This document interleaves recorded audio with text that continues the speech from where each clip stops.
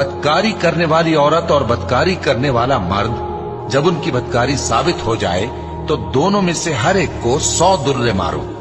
اور اگر تم اللہ اور روز آخر پر ایمان رکھتے ہو تو اللہ کے قانون کو نافذ کرنے میں تمہیں ان پر ہرگز ترس نہ آئے، اور چاہیے کہ ان کی سزا کے وقت مسلمانوں کی ایک جماعت بھی موجود ہو۔